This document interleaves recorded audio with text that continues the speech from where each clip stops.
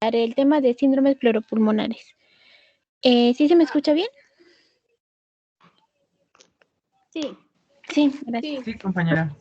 Gracias. El equipo está formado por Padrón Valdés Arianarelli, Rivera Mariana y su servidora Salvador Arellano Chiara. Siguiente, por favor.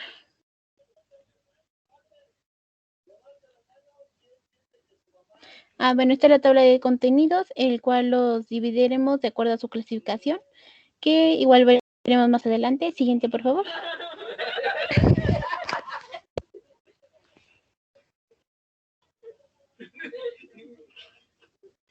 Bueno, empezamos definiendo qué es un síndrome. Este va a ser el conjunto de síntomas y signos que van a tener un nexo en común independientemente de la causa que los provoca.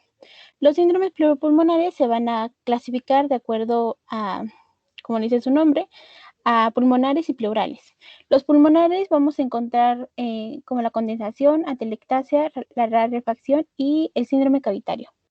Y los síndromes pleurales se pueden dividir de acuerdo a dos formas, ya sea por derrame pleural y neumotórax, o también se dividen en secos y exudativos. En los secos podemos encontrar la pleuritis seca, la sínfisis pleural y la paquipleuritis. Y en los exudativos encontramos al derrame pleural y el neumotórax. Siguiente, por favor. Ok, bueno, vamos a iniciar con el síndrome de condensación pulmonar. Se define, bueno, se caracteriza por el cambio en el contenido alveolar, normalmente lleno de aire y cambia por exudado. En otras palabras, es la sustitución del aire alveolar por material no gaseoso como el líquido, células, proteínas, entre otras.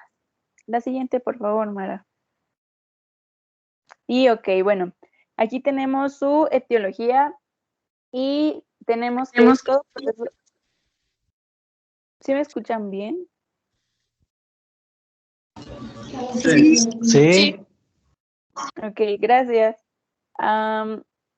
Les decía que en su etiología tenemos que todo proceso que densifique, el parénquima pulmonar, como en el caso de algunas infecciones, aquí tenemos un ejemplo que pueden ser como neumonías, infarto de pulmón, carcinomas, fibrosis pulmonar avanzada, quistes, abscesos, entre otros.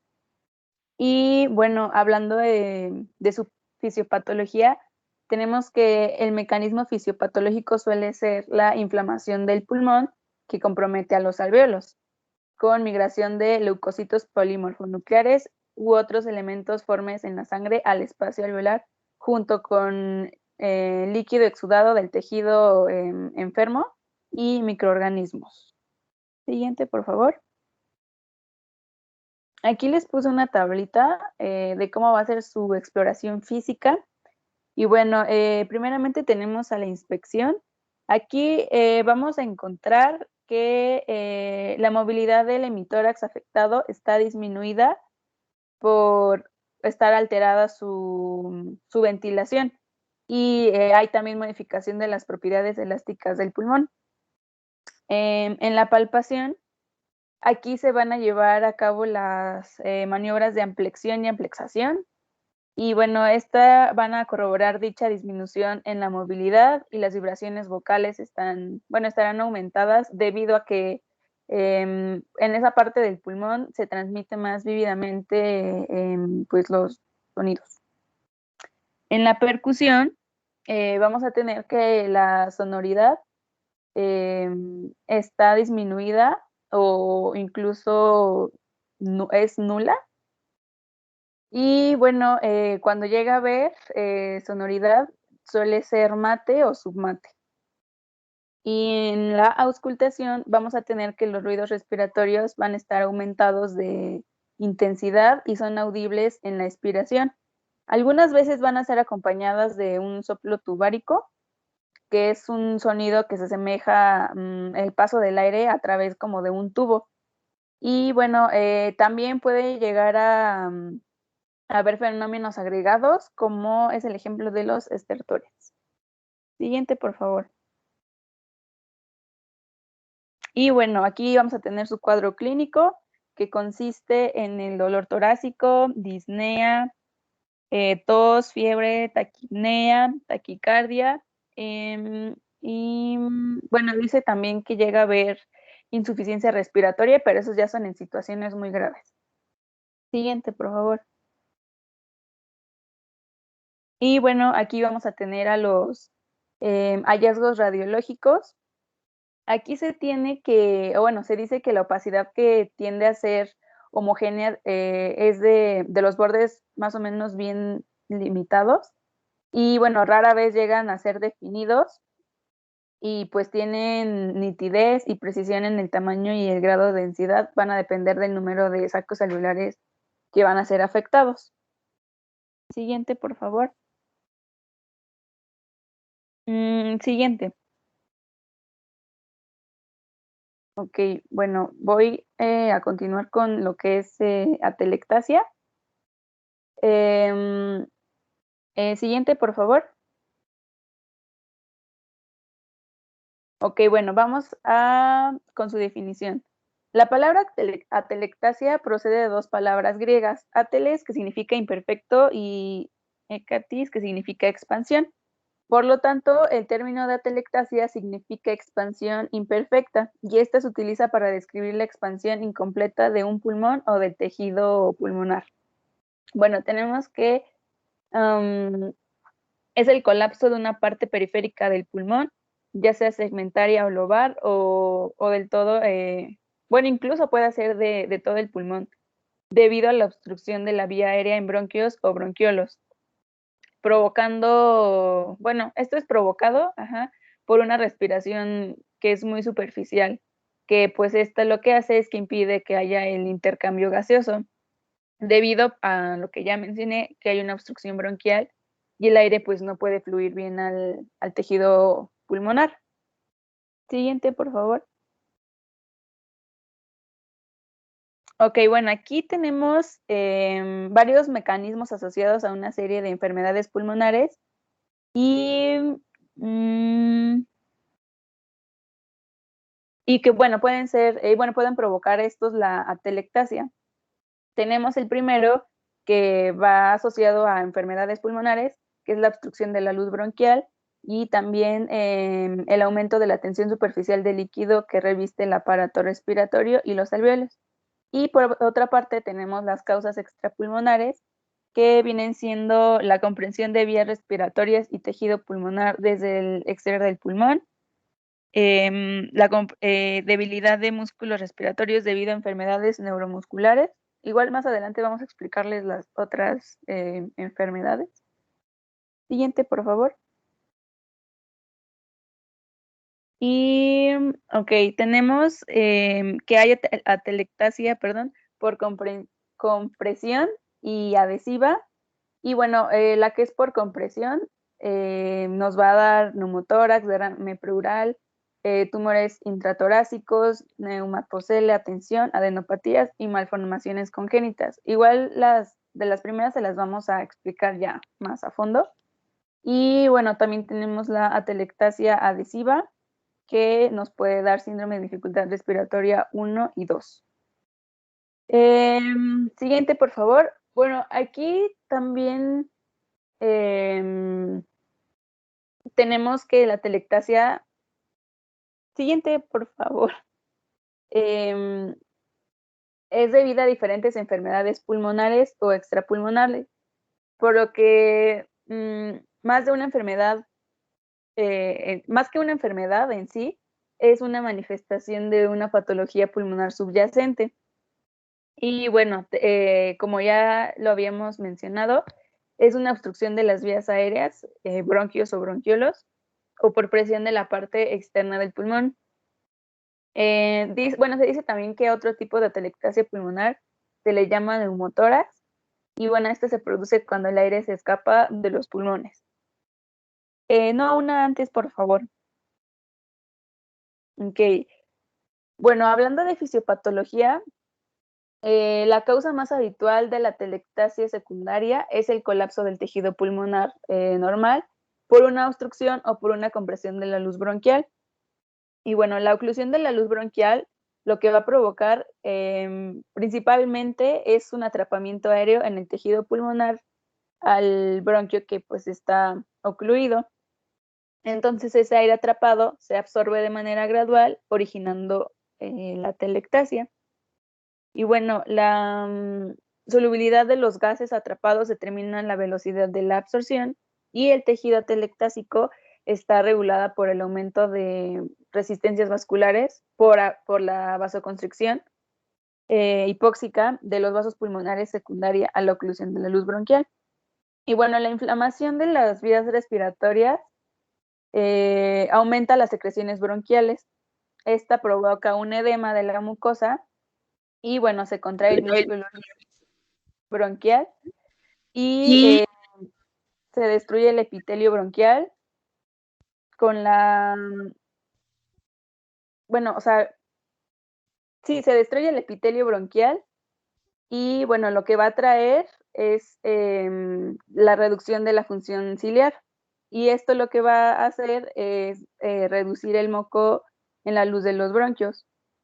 Y bueno, la destrucción del epitelio bronquial puede alterar el líquido presente en la superficie de las vías respiratorias y esto va a repercutir en la función del surfactante. Ahora sí, siguiente, por favor.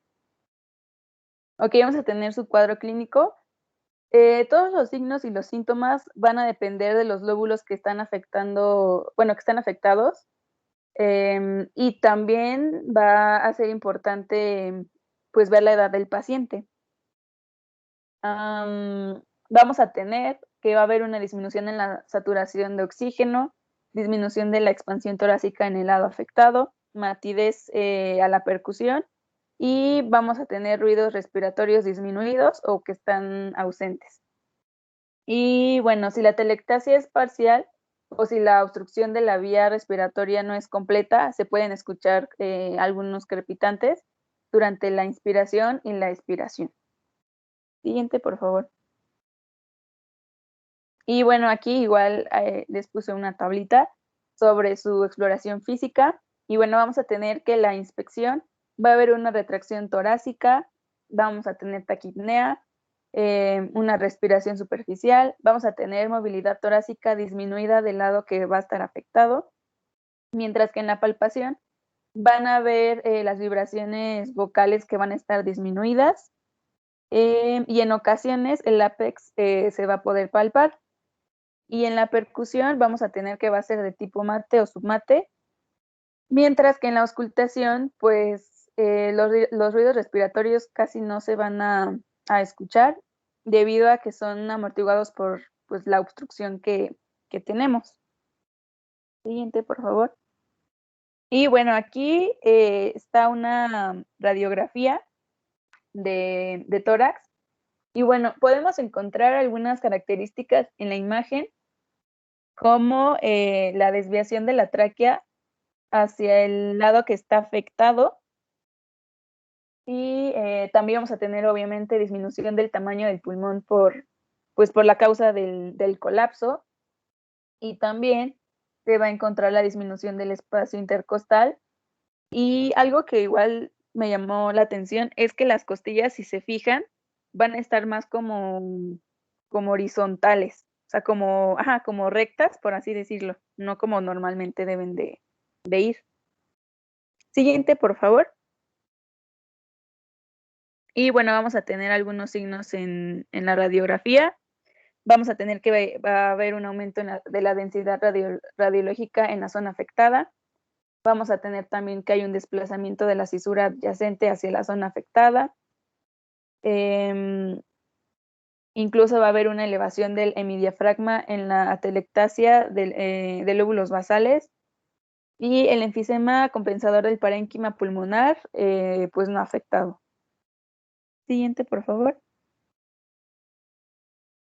Y bueno, eso creo que ya fue lo que les expliqué de los signos radiológicos. Siguiente, por favor, Mara. Bueno, ahora vamos a pasar con el síndrome de rarefacción. ¿Sí me escuchan bien? Sí. Siguiente, por favor.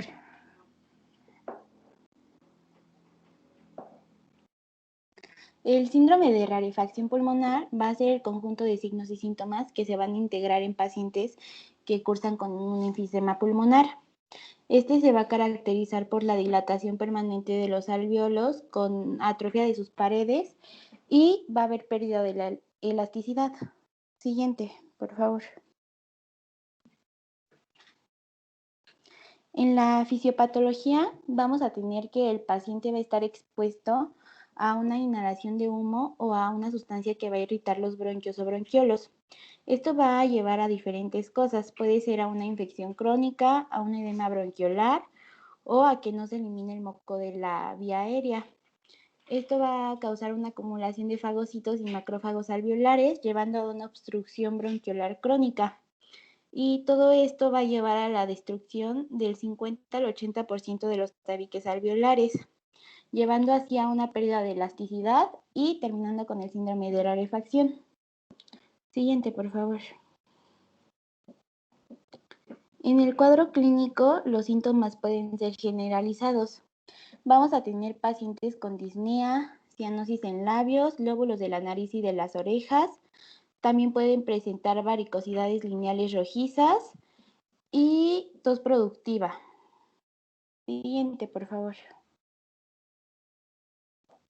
En la exploración física, en inspección, podremos ver que el tórax va a estar en tónen, podremos observar cifosis dorsal, disminución en la amplitud, aumento de la frecuencia respiratoria y se va a observar el tiraje.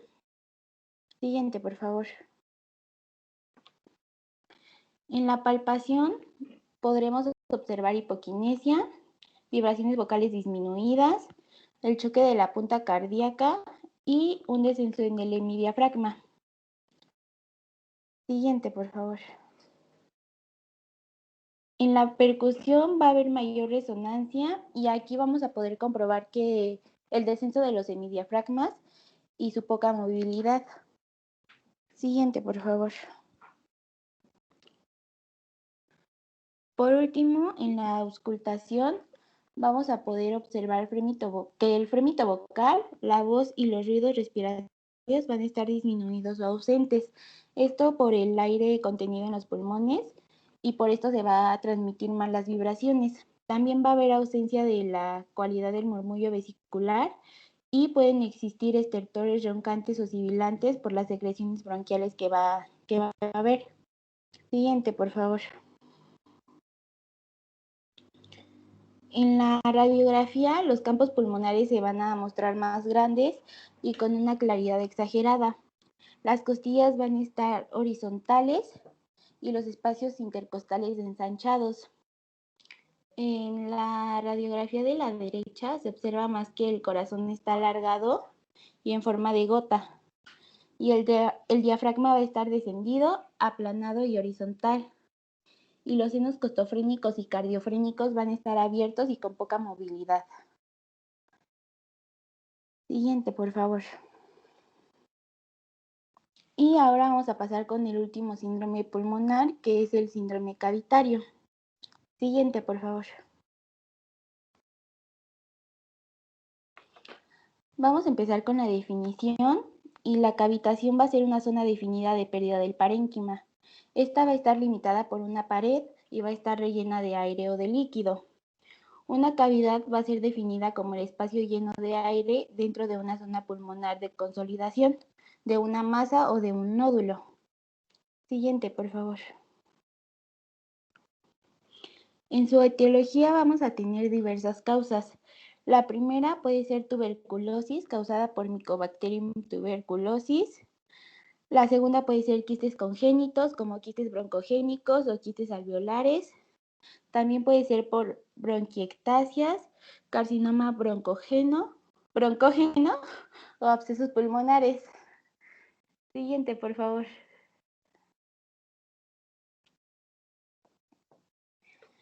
En el cuadro clínico, los principales síntomas van a ser tos, expectoraciones, esputos numulares, astenia, fiebre, bajo peso y vómito. Siguiente, por favor. En la exploración física, en inspección, vamos a tener retracción inconstante localizada del tórax y disminución de movimientos respiratorios en el lado afectado. En palpación vamos a encontrar las vibraciones vocales aumentadas. En percusión vamos a encontrar matidez provocada por la condensación y a veces también podremos encontrar resonancia timpánica. Siguiente, por favor. En auscultación vamos a encontrar respiración bronquial o soplo cavernoso, broncofonía o anforofonía. El sonido es más grave si la cavidad es más grande y el sonido va a cambiar dependiendo del tamaño de la cavidad y si está llena de secreciones o no. Siguiente, por favor. En las radiografías vamos a encontrar hiperclaridad pulmonar que va a contrastar con el parénquima pulmonar normal. Y si hay absceso pulmonar, bueno, si es por absceso pulmonar, vamos a encontrar hiperclaridad redonda u oval, como se muestra en la radiografía de la derecha. Y esta va a estar rodeada por una opacidad de bordes mal definidos que van a corresponder al proceso precavitario. Y a un nivel hidroaéreo se le va a describir como imagen de canasta. Siguiente, por favor.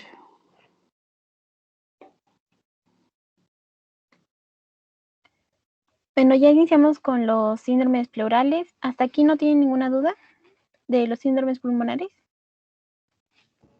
No. No, todo bien. Ok, gracias. Siguiente, por favor, Mara. Bueno, vamos a hablar un poquito de manera general de la anatomía. Como sabemos, contamos con dos cavidades pleurales, una de cada lado del mediastino, y esta va a rodear los pulmones. Las pleuras como tal van a estar constituidas de una capa celular aplanada, el mesotelio y una capa de tejido conjuntivo. Estas como tal se van a dividir en dos de acuerdo a su localización. La pleura parietal, que va a estar asociada a las partes de la cavidad pleural, y la pleura visceral, que esta se refleja desde la pared medial y va a estar sobre la superficie del pulmón. Como sabemos, las hojas pleurales van a estar separadas por una fina capa de líquido. Esta va a ser menor a 15 mililitros de manera general, por así decirlo. Y va a ser el resultado de un ultrafiltrado de los capilares submesoteliales. Esto, como sabemos, para lubricar las superficies pleurales y disminuir la fricción que va a existir entre el pulmón y las paredes torácicas durante los movimientos respiratorios. Algo importante y que cabe resaltar de la anatomía son los recesos pulmonares. Como sabemos, los pulmones no llenan completamente la parte inferior de las cavidades pleurales. Esto nos va a dar lugar a la formación de estos recesos o espacios que solo se van a expandir o van a estar llenos cuando se produce una inspiración forzada o cuando existe acumulación de ellos. Y los que más vemos afectados, los de importancia clínica, son los recesos costodiafragmáticos. Bueno, como tal, la definición de derrame pleural va a suponer una acumulación anormal del líquido en el espacio pleural, siendo así que esta para detección clínica debe tener al menos 400 centímetros cúbicos. Y como ya lo mencionó nuestra compañera, no es como tal una enfermedad, sino que va a ser el resultado del desequilibrio entre la formación y la reabsorción del líquido como manifestación de alguna condición patológica. Siguiente, por favor. Para esto tenemos diferentes etiologías y voy a darles como algunos ejemplos para que tengan más o menos, porque los síndromes de derrame pleural son a causa de muchas patologías. Y más adelante les mostraré un cuadro donde vienen más específicamente. Pero bueno, el primer punto, la primera causa que podríamos encontrar un derrame pleural va a ser por el incremento de la permeabilidad de la membrana pleural. Esto a proteínas. Como segundo punto, tenemos un incremento en la presión hidrostática. Esto va a ser por el aumento del líquido intersticial pulmonar. Aquí mayormente se va a ver cuando ocurre una falla cardíaca y en menores casos lo vamos a encontrar en pericarditis constructiva, el taponamiento pericárdico y mayormente este es el mecanismo que se va a dar a los derrames pleurales trasudados, que igualmente vamos a ver más adelante. Como tercera causa tenemos el incremento de la presión intrapleural negativa, lo cual va a predisponer a la formación de líquido pleural. Esta se va a ver de casi forma exclusiva en una atelectasia de gran tamaño o cuando es ocasionada por un neumotórax. El cuarto mecanismo va a ser por la disminución de la presión oncótica de la circulación microvascular.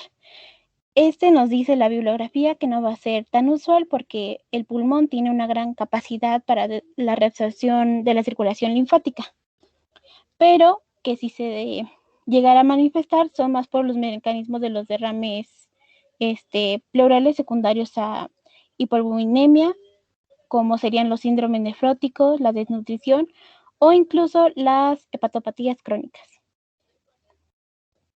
Con respecto al quinto mecanismo, podemos encontrar la obstrucción del flujo linfático, que como tal va a comprometer, va a ser responsable de la persistencia del derrame pleural. Y bueno, esto, algo importante de señalar es que va a ser un mecanismo importante cuando se trata de origen tumoral, bloqueo o incluso se menciona el síndrome de las uñas amarillas. Por un sexto mecanismo encontramos a los movimientos del líquido acítico en el espacio peritoneal. Esto va a estar dado o se va a provocar por los pequeños defectos que se van a encontrar en el diafragma o linfáticos hacia la cavidad pleural. Y bueno, estos derrames no solo son secundarios a ascitis, sino que también podemos encontrarlos en obstrucción urinaria, síndrome de Meigs o procesos pancreáticos. En el penúltimo mecanismo encontramos el incremento de la permeabilidad de la circulación microvascular.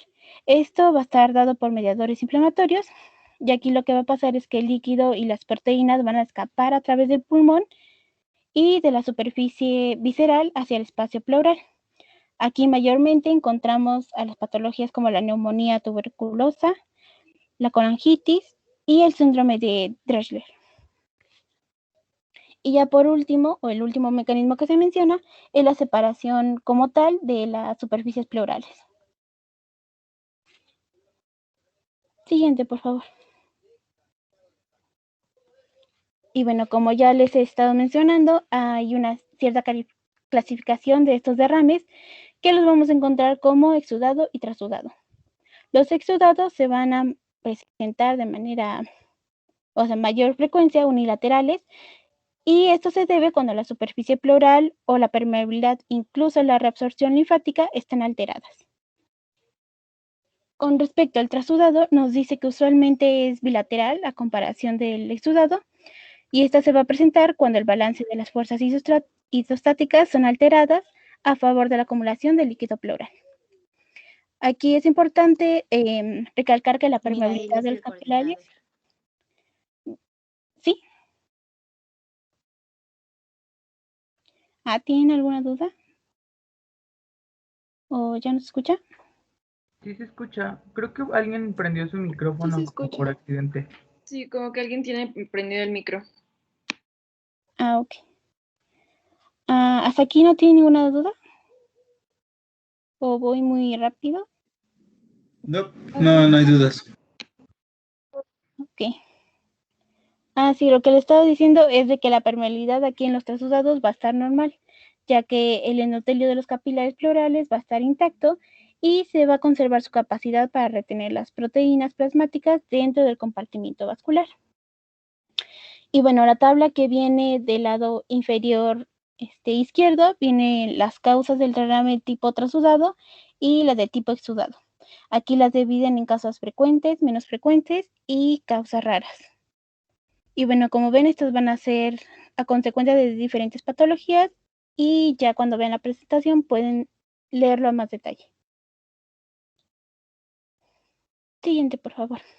Como todo el diagnóstico, vamos a obtenerlo por la diferencia cuando se mide la actividad del lactato deshidrogenasa y la concentración de las proteínas del líquido pleural. Bueno, para esto existen los criterios de Light, y aquí nos dice que el líquido pleural se considera un exudado si presenta uno más de los siguientes criterios, que es la relación de proteínas del líquido pleural sobre las proteínas séricas mayor a 0.5. El segundo es la relación de la lactato deshidrogenasa del líquido pleural sobre la concentración sérica de la misma mayor a 0.6. Y o mismo la deshidrogenasa láctica en líquido pleural mayor a 2/3 del límite superior de normal en suero. Y bueno, la bibliografía nos dice también que esta identificación puede ser errónea en un 25% de los trasudados, que los clasifica de trasudados como exudativos. Y bueno, si tenemos la sospecha de que se trata de un trasudado, podemos medir la diferencia entre las concentraciones de albúmina de suero y el líquido pleural. Un valor mayor a 35 gramos sobre litro nos sugiere que debe ignorarse la categorización como exudativo. Asimismo, también nos menciona el artículo que podemos hacer ciertos estudios, no solo la deshidrogenasa láctica, también podemos medir el colesterol, proteínas y proteínas séricas de acuerdo al líquido pleural. Y como vemos en la tabla de abajo, nos dice que los de tipo exudativo van a tener las mayores concentraciones. De igual manera, la tablita que viene abajo viene la sensibilidad y la especificidad de cada prueba. Siguiente, por favor. Y bueno, ya iniciando con la evaluación del paciente, encontramos que los signos y síntomas van a depender como tal de la enfermedad de base. Y lo más común que podemos encontrar sería la tos, disnea y dolor torácico pleurítico, que como sabemos, este va a ser intenso y va a aumentar con la tos y los movimientos respiratorios. Con respecto a la exploración física, vamos a encontrar que en la percusión va a haber cierta matidez en la zona del derrame. Y aquí es importante señalar la curva de Damoiseau y el triángulo de Grogo, que también lo veremos más adelante con más detalle. Con respecto a la inspección, vamos a encontrar una disminución de los movimientos respiratorios del lado afectado, asimismo como el aumento de los espacios intercostales y un abombamiento de la región subescapular o incluso todo el hemitórax. Con respecto a la palpación, nos dice que va a haber hipomotilidad y las vibraciones vocales se van a palpar disminuidas. También podemos encontrar una disminución o abolición de las vibraciones vocales en la región basal del hemitórax, pero se van a encontrar aumentadas en las partes altas. Con respecto a la auscultación, nos dice que podemos encontrar ruidos respiratorios abolidos o incluso disminuidos en la región basal. Asimismo, mencionan como un soplo pleural. Lo igualan o lo mantienen como sinónimo como el soplo tubario. También podemos encontrar la egofonía, que como vimos en clases anteriores, va a ser la voz temblorosa con timbre nasal y aguda. Y también la pectoriloquia áfona. Aquí es importante mencionar que esta es cuando el enfermo habla y se oyen letras, sibilancias y palabras que van a estar de forma cuchicheada o en secreto, susurradas. Y está marcada porque también lo podemos encontrar la pectoriloquia áfona como el signo de Baselli.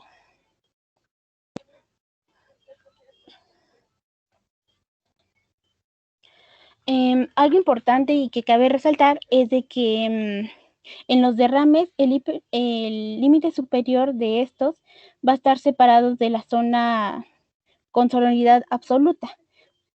Va a estar separada, como les dije, por una línea de submatidez. Esta va a variar de acuerdo al tamaño del derrame que vamos a presentar.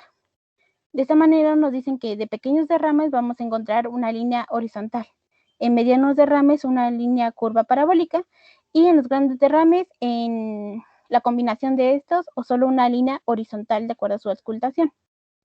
Siendo así que la curva parabólica también la encontramos como la parábola de Damoiseau o curva de la misma, o incluso podemos referirla como línea de hélice. Esta va a nacer detrás de la línea de la columna que cruza el omóplato y tiene un límite superior a nivel de la axila. Después desciende oblicuamente hacia el esternón. Con respecto al triángulo de Grogo, esta va a estar del lado opuesto al derrame que existe de la zona triangular, que se va a encontrar con matidez. E incluso podemos encontrar en el mismo triángulo, como vemos en estas imágenes, vibraciones vocales abolidas o la ausencia de murmullo vesicular. Este triángulo de Grogo, esta matidez que se va a encontrar aquí, va a estar ocasionada ya sea por derrames de la pleura opuesta, el desplazamiento del mediastino o incluso por la distensión de los fondos de saco pleurales, como les mencionaba a un principio. También tenemos la presencia, o se va a presentar, el triángulo de Gallard, que esta va a ser una zona triangular con sus matices. Este va a tener en el límite superior al lado del derrame. Y también vamos a encontrar un término que se va a conocer como escotismo o socotismo, que esta se va a presentar al percutir por arriba del derrame y va a haber una hipersonoridad o timpanismo. Esta va a ser por la función de suplencia del parénquima no colapsado por el líquido. Y bueno, no solo tenemos el signo de Baselli, como les dije en un principio, sino también tenemos el signo de cordel o de la plomada de Pi3. También podemos encontrarlo solo como signo de Pi3. Y este nos dice que se va a explorar al tender un hilo cordel con un peso, o como tal, como dice el signo, de una plomada que tenga peso, algo que tenga peso, en su extremo inferior. Y se va a poner desde la parte media de la horquilla esternal hacia la sínfisis del pubis. Y este signo se va a presentar cuando hay una separación del apéndice sifoides del hilo. Y bueno, esta separación se hace mayor cuando más pronunciada sea la desviación del esternón hacia el lado del derrame. Y bueno, aquí nos dice, o según Pi3, nos dice que hay la posibilidad de calcular la magnitud del derrame de acuerdo a la desviación de este. Siendo así de que una desviación de 0.5 a 1 centímetro se va a corresponder a los derrames de 1 a 3 litros. Y si existe una desviación entre 1 a 3 centímetros, los derrames van a ser mayores a 3 litros. También tenemos, o va a presentarse, el signo de la moneda de Pi3, o simplemente el signo de la moneda, y aquí tiene un gran valor diagnóstico, mediante el cual se va a detectar la altura del derrame pleural. Aquí nos dice que se va a explorar mediante o la ayuda de alguien más, va a realizar la percusión de dos monedas entre sí sobre la línea media y en la cara anterior del tórax. Y se va a auscultar de manera comparativa entre ambas regiones subescapulares. El signo va a ser positivo cuando se presenta del lado del derrame, se escucha la transmisión de un sonido metálico, un timbre metálico, por así decirlo. E incluso nos refiere que parece como si golpearan estas dos monedas cerca del oído del auscultador. Y el signo va a decirse negativo cuando del lado el lado sano como tal se percibe un ruido embotado, sordo, y va a estar desprovisto del timbre metálico. Y también lo refieren como si se percutían dos trozos de madera entre sí. Y este va a ser característico del parénquima pulmonar normal. ¿Hasta aquí alguna duda de los signos y el diagnóstico?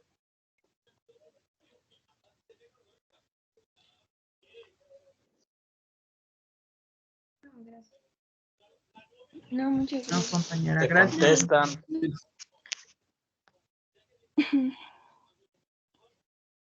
Bueno, siguiente.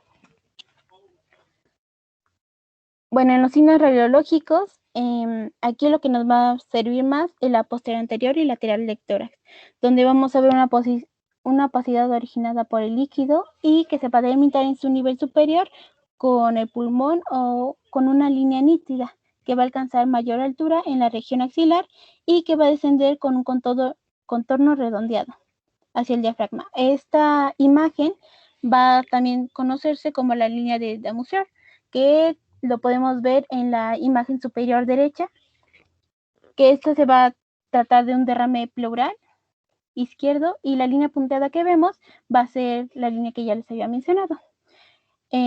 Esta por debajo de esta línea va a haber un gran aumento de la densidad y borramiento del diafragma. Es decir, que todo el derrame se va a ver radiopaco. En la imagen inferior izquierda vemos un pequeño derrame pleural izquierdo y que solo se va a apreciar el borramiento del signo costodiafragmático, como lo menciona en la flecha. Siendo así que se observa como tal la forma del diafragma casi exacta. Y bueno, con respecto a la imagen derecha de hasta abajo, Se trata de una radiografía posterior del tórax con un derrame pleural masivo. Esta va a presentarse con y sin desplazamiento del mediastino. ¿Alguien me podría decir cuál tiene el desplazamiento? La letra B. ¿Por qué? Pues porque se alcanza a ver la tráquea desviada pues hacia el hemitórax afectado, el que está más radioopaco. Y bueno, si bajamos justamente en la letra B, si bajamos, vemos que los bronquios no tienen desviación, ¿no? Y en la imagen A, como vemos, al principio la tráquea parece que está recta, por decirlo así, pero vemos la desviación como tal de los bronquios principales hacia el lado izquierdo. En la imagen de al lado, ahí es donde tiene el derrame masivo y es donde tiene el desplazamiento como tal. Y como les dije, a pesar de que está la tráquea derecha, los bronquios principales van a estar desplazados.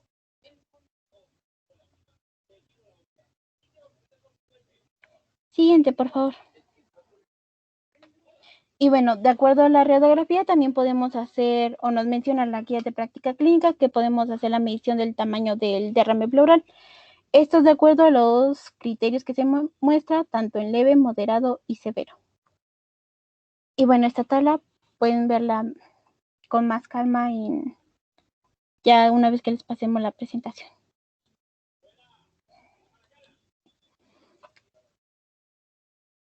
¿No tienen ninguna pregunta con derrame pleural? ¿O algún signo que le repita?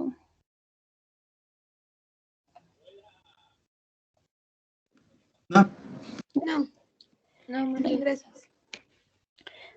Bueno, entonces continuamos con el último síndrome, que es el neumotórax. Siguiente, por favor.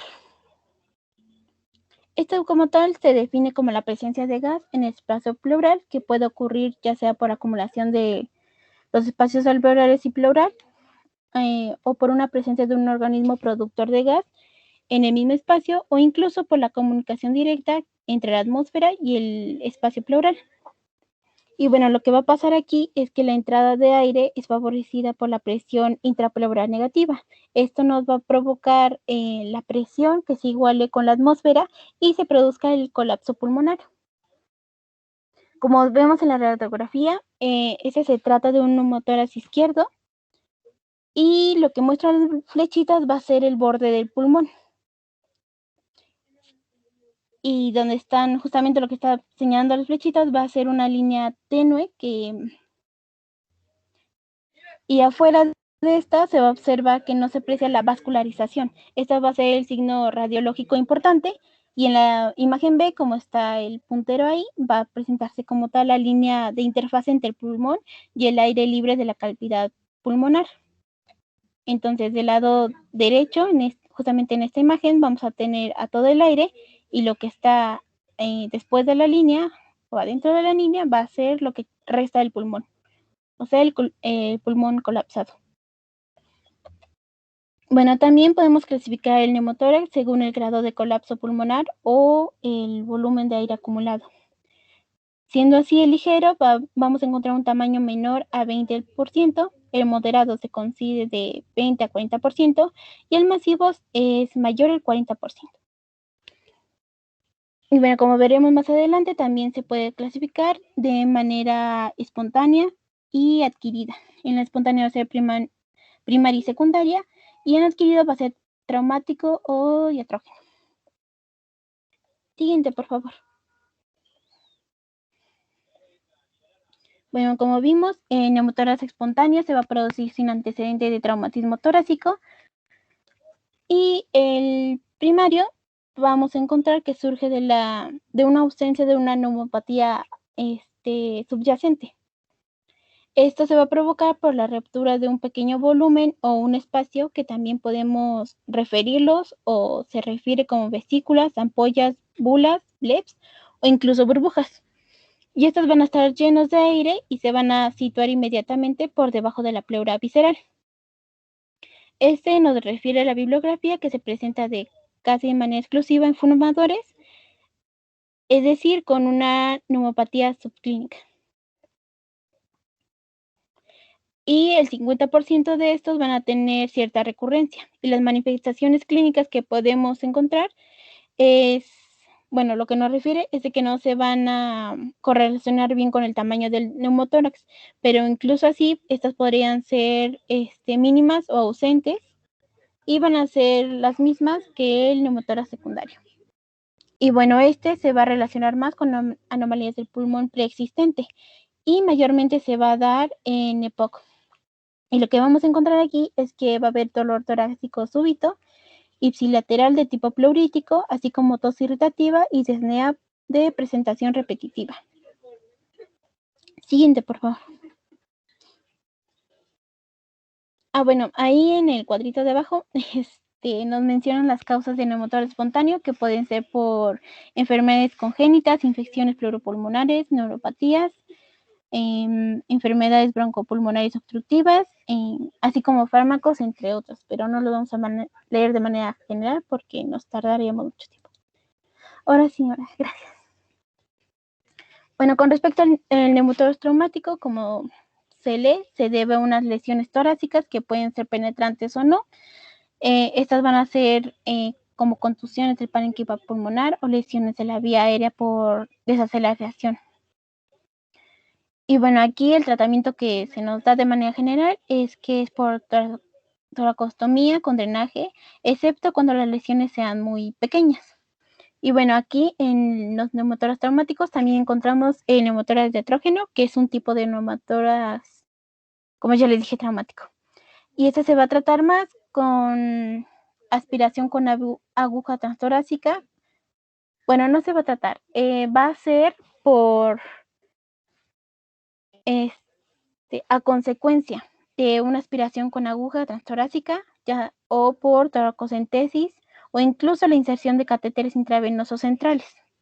Es secuencia a estos. Y también, bueno, por último tenemos el neumotórax de tensión, que va a tener una presión positiva en el espacio pleural durante todos los ciclos respiratorios, y esta sí suele originarse durante la ventilación mecánica o por los esfuerzos de reanimación. Aquí lo que va a pasar es que la presión positiva se va a transmitir al mediastino, lo cual puede disminuir el retorno venoso al corazón, y el gasto cardíaco también lo podemos encontrar reducido. Y las manifestaciones clínicas que podemos encontrar son el hemitórax agrandado, sin ruidos respiratorios, e incluso la desviación del mediastino al lado contralateral. También podemos encontrar hipotensión, cianosis, taquicardia marcada e incluso ingurgitación venosa yugular. Siguiente, por favor. Y bueno, de acuerdo al diagnóstico, nos dice el clínico que el dolor que se va a presentar más en los secundarios es el dolor pleurítico, que aumenta con la inspiración, y también se va a presentar más en la zona escapular correspondiente al lado afectado. También podemos encontrar la tos seca, la disnea y la taquicardia. Con respecto a la exploración física, nos dice que vamos a encontrar en la inspección una disminución de los movimientos respiratorios, incluso pueden estar abolidos, y también el uso de músculos accesorios. En la palpación podemos corroborar la disminución o la hipomotibilidad del hemitórax afectado, asimismo con vibraciones vocales aumentadas. En la percusión van a ser característicos la hipersonoridad o el timpanismo franco. Y ya por último en la auscultación vamos a encontrar ruidos respiratorios abolidos y la transmisión de la voz disminuida o incluso abolida. Siguiente, por favor. Y bueno, la radiografía de tórax, que está mayormente o se va a pedir más la posterior anterior, que es considerada la prueba estándar. Y nos dice también que la inspiración forzada suele acentuar el neumotórax radiológico poco visible. Aquí se va, también otra forma de clasificación va a ser el neumotórax parcial, el completo o el total. En el neumotórax parcial vamos a encontrar un espacio que va a estar ubicado entre el pulmón y la pared torácica, solo en una zona del hemitórax. Y va a ser generalmente en la zona apical. El neumotórax completo es cuando se aprecia un desprendimiento del pulmón que va desde el ápex hasta la base del pulmón. Y el neumotórax total es cuando el pulmón queda reducido a un muñón ilial. Lo que vemos en la radiografía es una radiografía posterior-anterior de un neumotórax derecho completo. Y aquí lo que se va a observar es el desprendimiento lateral de todo el pulmón, a excepción del ápex, lo que parece tener como si tuviera alguna adherencia en la pared torácica. Sí, exactamente, esa línea. Y como vemos, ¿puedes darle la que sigue, por favor? Se ve mejor, sí. Como vemos, igual es un colapso total, donde vemos una hiperclaridad en la que no se visualiza la trama vascular, y lo que está señalado con la flechita es como tal el pulmón colapsado.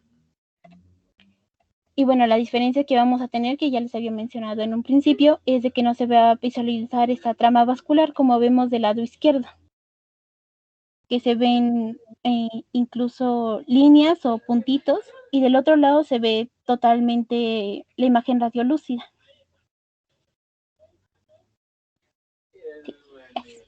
Y también nos dice, bueno, por último, nos menciona la guía de práctica clínica que el tratamiento del neumotórax va a depender del tipo y la magnitud de la alteración que produzca así como el estado respiratorio del paciente. Y ya creo que es todo. Así.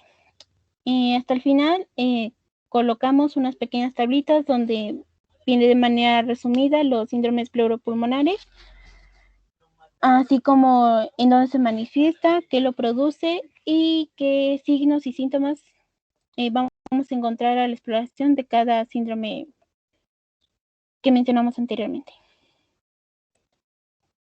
Siguiente, por favor. Sí, me parece que lo último ya son las tablas. Ya no sé. Y ya sería todo. Gracias. De nada.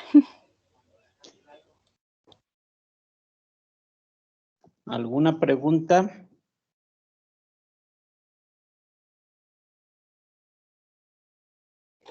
Doctor, yo no entendí el signo de P3. A ver, ¿alguien que le pudiera ayudar a su compañera? ¿Cuál? ¿El de la moneda o el de la plomada? El de la moneda. Ok. ¿En la exploración o cuándo va a ser positivo y cuándo va a ser negativo? ¿A cuándo va a ser positivo y cuándo va a ser negativo? Ok.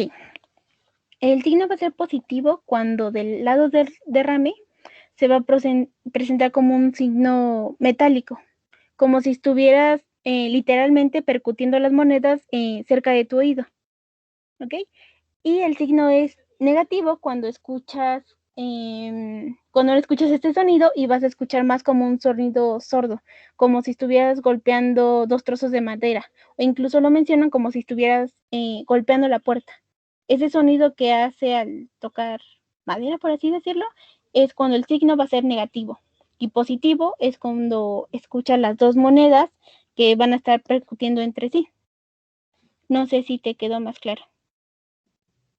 Sí, gracias. De nada.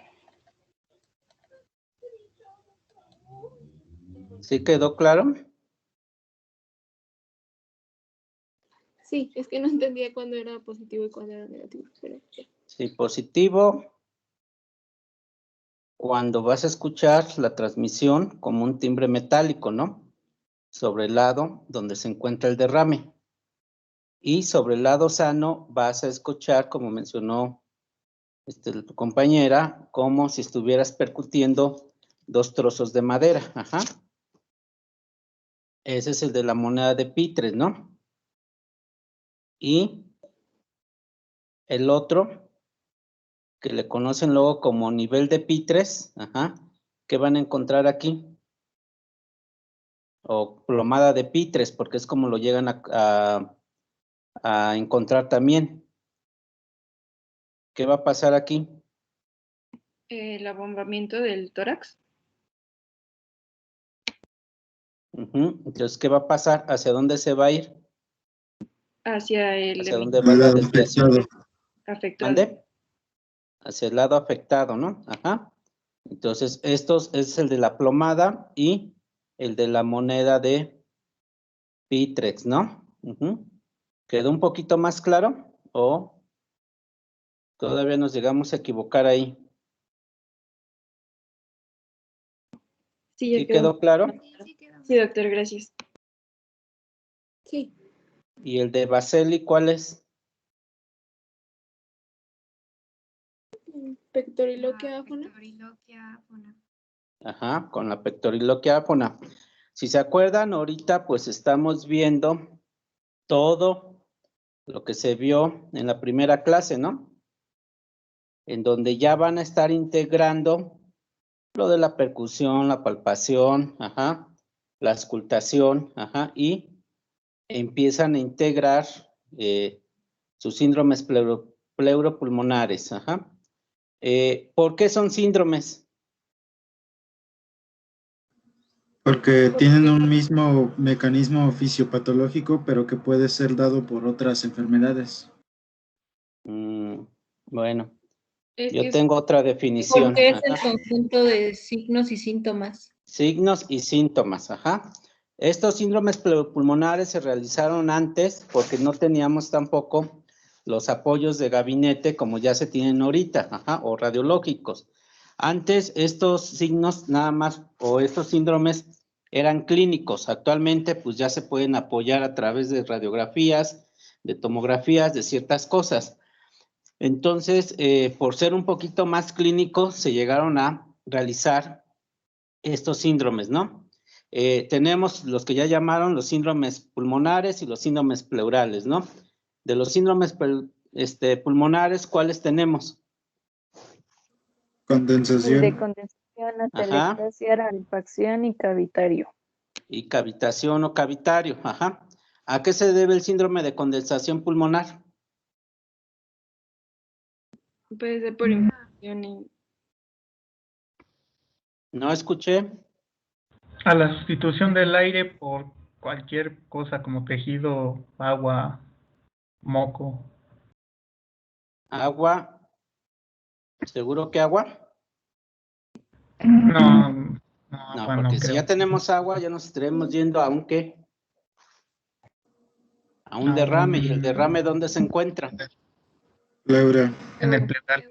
En pleural, ¿no? Entonces Sería aquí, por exudativos. ajá, procesos patológicos que ocasionan cambios en el contenido alveolar normalmente lleno de aire y que va a cambiar por exudado, fibrina o algún elemento extraño, ¿no? ¿Y qué características van a tener? Pues que el pulmón va a perder su colchón neumático esponjoso y va a cambiar a un sólido, ¿no? En la inspección, ¿qué van a ver en el síndrome de condensación pulmonar? Disminución del movimiento respiratorio. Disminución, ajá. ¿Qué más? También esto va a depender del grado, ajá. En la palpación, ¿qué van a encontrar? ¿Cómo va a estar la flexión y la amplexación? Disminuida. ¿Disminuida en dónde? ¿Y aumentada en dónde? Disminuida en el lado aumentado y de la lesión, ¿no? digo, en De el la lado lesión. y aumentado en sano. En el lado sano, ajá. Entonces tienen que ser un poquito específicos, ¿no? Las vibraciones bronquiales, ¿cómo van a estar? Aumentadas. Al inicio aumentadas y después abolidas. pueden estar disminuidas o abolidas, ¿no? Las vibraciones vocales, ¿cómo van a estar? Aumentadas. Aumentadas. ¿Y la percusión? Va a ser mate o mate. Mate o sumate, ¿no? Sí. En la auscultación, ¿cómo va a estar el soplo? tubario. Va a ser tubario, ajá. Y siempre y cuando no se haya formado todavía una cavidad, ajá. Ya cuando se forma la cavidad, pues ya vamos a empezar a hablar del famoso cavitario también. En la auscultación, ¿qué vamos a encontrar en la voz? La transmisión de la Broncofonía. voz ¿Era? aumentada. Oncofonía y también podemos encontrar ¿qué? Pectoriloquia. Vectoriloquia. ¿Los estertores cómo son? Roncantes. No. Bronquioalveolares o Crepitantes. crepitantes. Subcrepitantes o crepitantes, ¿no? ¿Y el murmullo vesicular cómo va a estar? Disminuido. O abolido como tal. Ajá. ¿Quién nos puede dar estos problemas? ¿Qué enfermedades? Pues ya las mencionaron, ¿no? La más común, la neumonía, el infarto pulmonar, absceso pulmonar, micosis o pulmonares, la misma tuberculosis pulmonar, que ahí nos va a dar un poquito, dependiendo el grado, el cavitario, la neumoconiosis, inclusive cáncer de pulmón. En el síndrome de reabsorción pulmonar, ¿a qué se debe? A inhalación de humo. A la distensión de los alvéolos por atrapamiento de aire dentro de ellos. O a veces decimos que es a la disminución de la densidad del parénquima pulmonar, ¿no? ¿Cómo lo pueden dividir el síndrome de rarefacción pulmonar?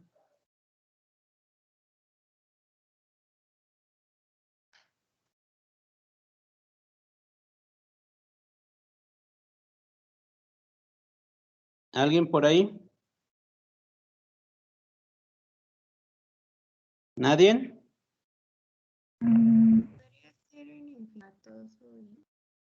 No escucho. No, doctor. En circunscrito o generalizado, ¿no? ¿Qué pasa en el circunscrito? Hay una destrucción del parénquima pulmonar con la formación de una cavidad, ¿no? ¿Y cuál es la tríada de rarefacción?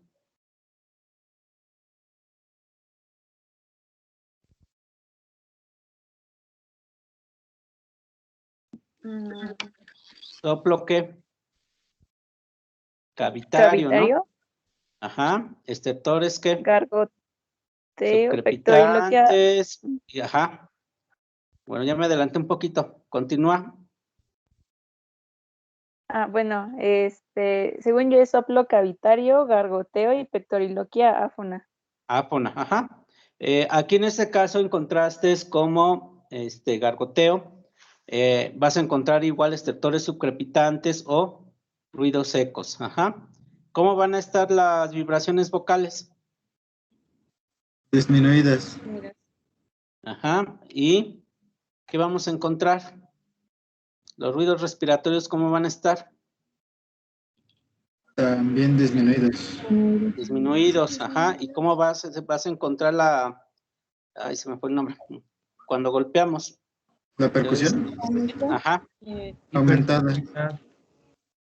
Bueno, vamos a encontrar timpanismo, ¿no? Ajá. ¿En dónde lo van a encontrar esto?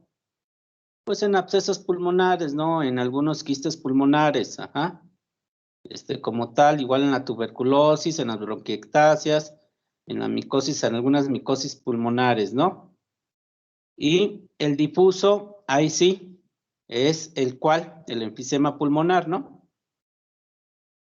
¿Quedó un poquito más claro? Sí, doctor. Igual aquí en el enfisema pulmonar que van a encontrar, cómo están los movimientos respiratorios. La tablita que pusieron al último, esa tablita es la que me gustaría que conservaran. ¿Por qué? Porque ahí van a ver las diferencias y con esto van a poder hacer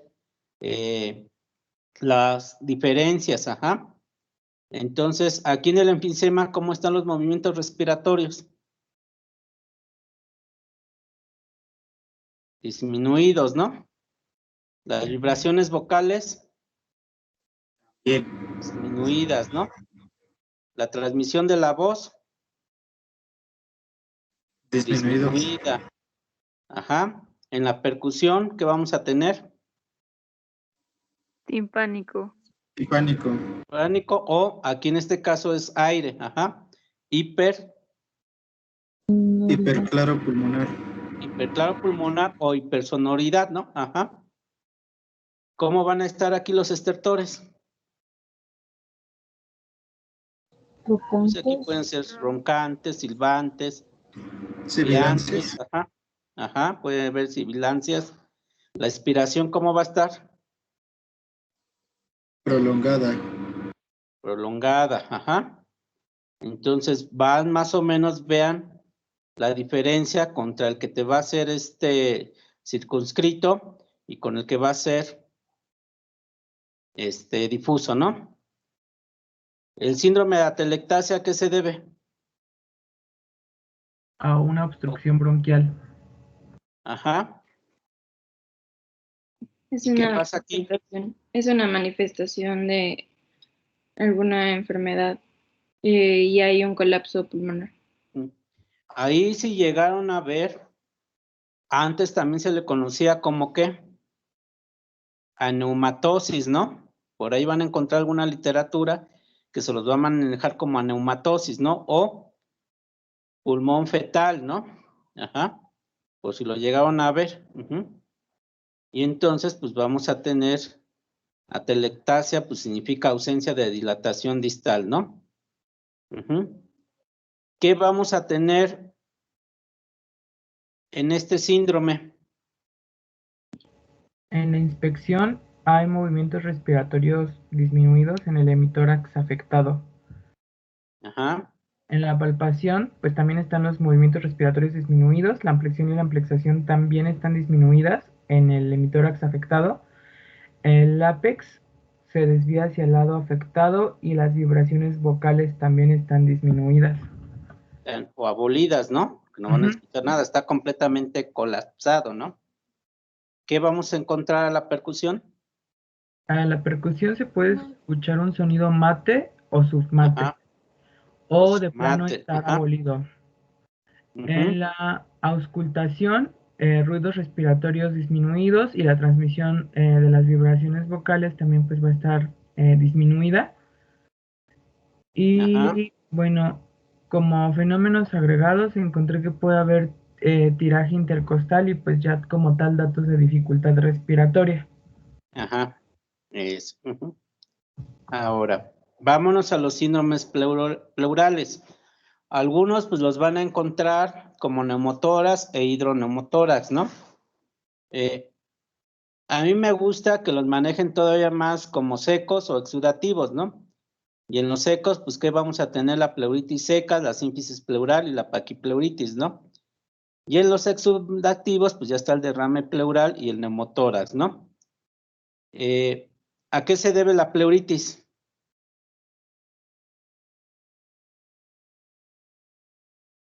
Es una irritación de las pleuras porque no hay un desplazamiento pasivo entre ellas. ¿Qué vamos a encontrar aquí? Lo característico es dolor pleural. Dolor pleural, ajá. ¿Qué más?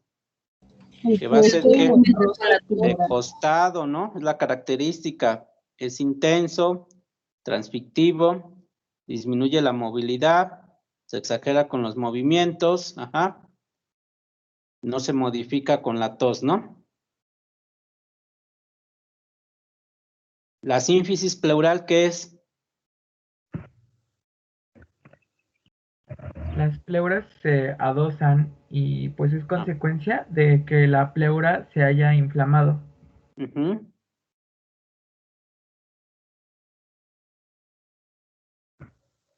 ¿Y qué vamos a tener aquí?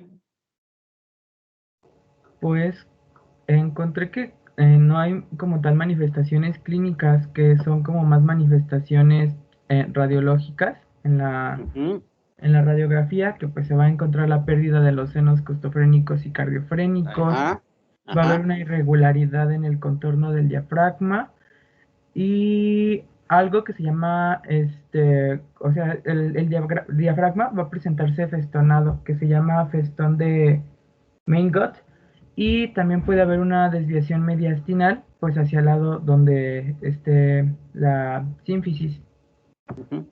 Algunos, pues a veces le llaman el famoso casquete apical también, ¿no? Ajá, entonces lo puedes encontrar de varias formas. ¿Cómo van a encontrar en la paquipleuritis las vibraciones vocales? Disminuidas o abolidas. Van a estar disminuidas. Ajá. La transmisión de la voz, ¿cómo va a estar? Igual también Disminuida. Disminuidas. Ajá. En la percusión, ¿qué vamos a encontrar? Submate o mate. mate o submate. Submatidez. Ajá. Y va a haber disminución de la sonoridad pulmonar, ¿no? El derrame pleural, que en este caso ya estaríamos hablando de los exudativos. Ajá. ¿A qué se debe? A la ocupación por líquido del espacio pleural, que puede ser pues trasudado, exudado, sangre, pus o quilo. O kilo, Es ajá, porque detectable. también acuérdense que hay kilotórax. Ajá. Y es detectable clínicamente después de que se llena a 400 centímetros cúbicos. Ajá. Acuerden esa, ajá, cifra, ¿eh? Lo vas a empezar a detectar después de los 400 mililitros, ¿no? ¿Qué vamos a tener aquí en el derrame pleural? Dolor, ¿no? De costado igual. ¿Qué vamos a tener? Autornea, ¿no? Y, pues bueno, si ya es pus, fiebre, astenia, adelgazamiento, ¿no? ¿Qué es lo que vamos a encontrar en la percusión? Mate o mate. Su matidez o matidez, ajá.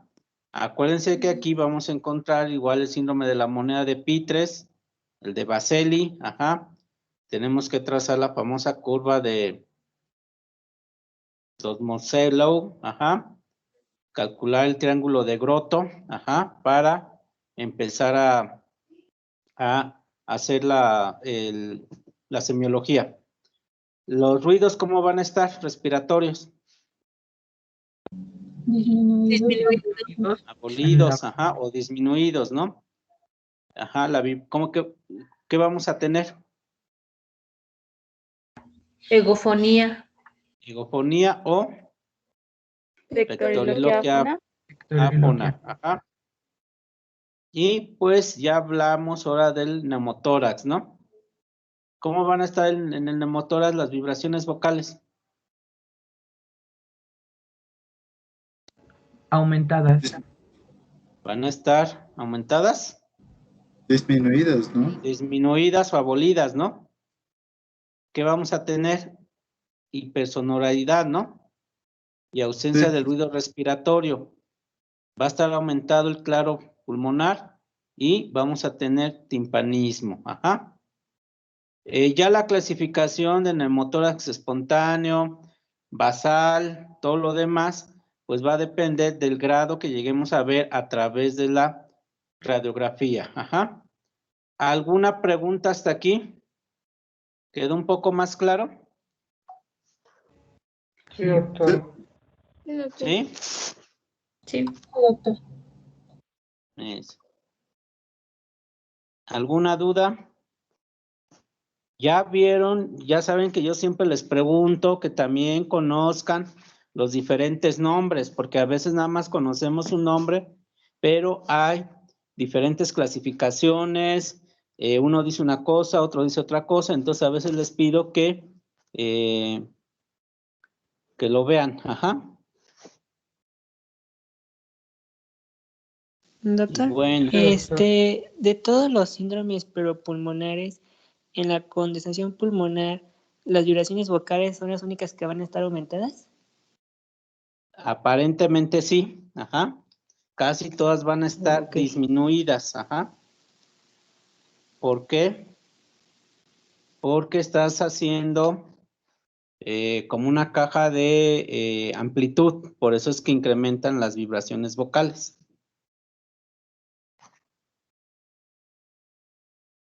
Ok. Al- Gracias, doctor.